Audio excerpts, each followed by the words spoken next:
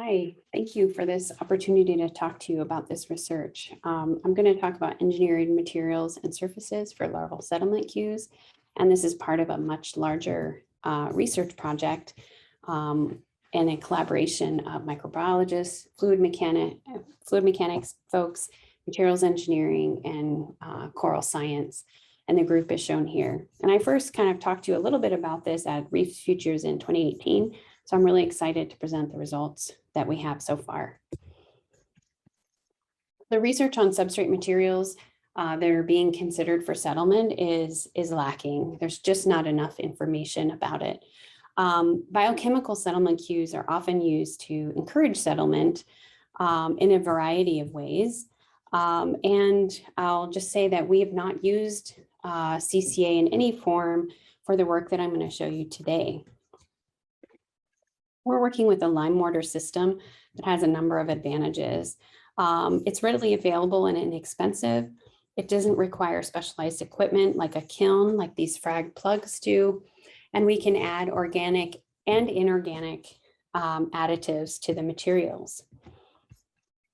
We make this using a simple accelerated carbonation process. So we start with portlandite in powder form, and we add water to it. Then we put these in a glove bag with dry ice, and then the CO2 and the CO2 generated from the dry ice are contained within this glove bag, and we reach 99% carbonation within about a week. And that is all calcite, 99% calcite as confirmed by X-ray diffraction. And this is what the surface looks like. So to this lime mortar base, we have been adding a number of inorganic additives, and these include some glasses, some sands, including a quartz sand and a aragonite sand, and then some additional carbonates that contain strontium and magnesium. So these are strontianite and dolomite, respectively. And we compare these to the base material alone and to earthenware, clay, ceramics, which are these frag plugs that are used in coral restoration. The field work was conducted at Carmody Research Station, and we looked at A. palmata and D. labyrinthiformis. And I want to just point out that these larvae are quite different in size and shape, and that could play a role in some of the behaviors. We take larvae that had been swimming around for 1 or 2 days and introduce them to substrates in a choice experiment like that shown here in these bins. And then we score them after 7 days to see how many have settled. What we found first, looking at glass fiber content, this is borosilicate glass. The larvae preferred the low concentration of glass fibers, and D. labyrinthiformis or DLAB preferred had more settlement compared to the APAL. We can look at the surface of these samples. We used laser confocal microscopy to do this, and we can see the distribution and the size and the glass fiber surface area as shown in these pictures.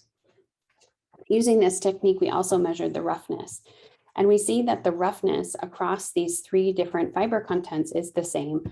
So the roughness is not really playing a role. The surface area occupied by the glass fibers is quite small.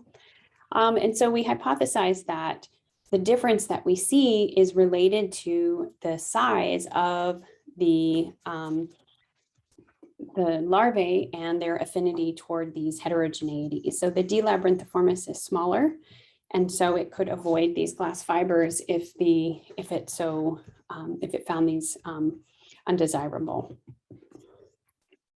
The next additive choice experiment included a number of samples, and I just want to focus your attention on a couple of results here in the interest of time.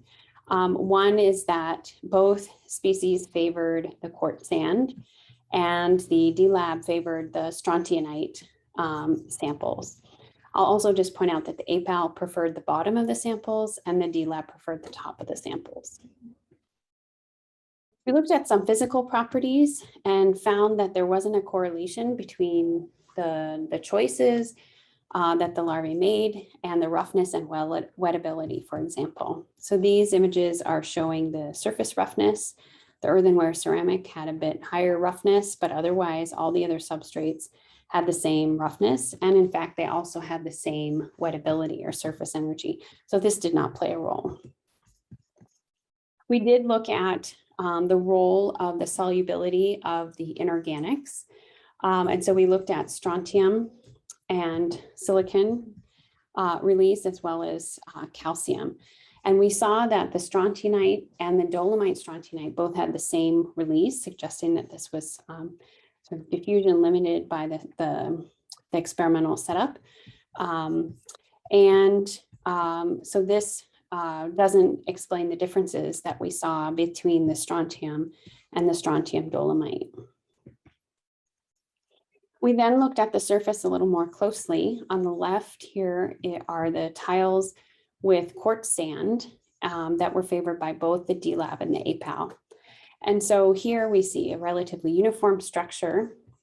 In the middle, there's the strontianite favored by DLAB, and these are, in the purple, are small aragonite clusters on the order of 10 by 10 region. And then on the right, we have the dolomite strontianite tiles that have these large, chunky, faceted dolomite crystals that are protruding out from the surface of the sample.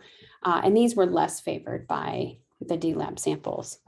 So what we hypothesize is that it's a combination of both the soluble organics, like the silicon in the quartz sand, and the strontium that are attracting the larvae to the surface of the sample.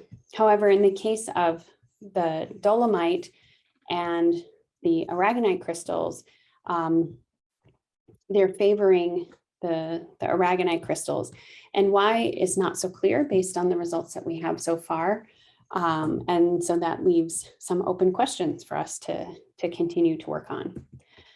I want to switch gears a little bit and just present one small bit of one slide on some work that we did in flow conditions. And this is led by Professor Gabriel Juarez's lab at Illinois. So we designed a flow chamber for the substrates and we took it down to Curacao. We had two types of substrates, flat and ridged. And when we put these in flow conditions, we found that under static conditions, we always had more settlement. But when we compared the flat substrate to the substrate with the surface features, we had more settlement in the presence of these ridges. And we believe that the reason for that is that the flow changes in the vicinity of these, and it slows the flow down so that the larvae have a chance to swim and find a place to settle in those regions. So those are some exciting results that you should keep an eye out for. We'll be submitting that paper soon. So in summary, the larvae are responding well to these lime mortar substrates, and this is without any biochemical cues. We looked at some average physical properties, and these did not influence settlement, but the larvae seem to respond to local surface heterogeneities that are on the order of the size of the larvae, and also to some soluble inorganics that we think are important, possibly to attracting, but maybe also to building the skeleton, this strontium and magnesium and silicon as well. So thanks so much for your time, and I hope to see you in person at the next Reef Futures Conference.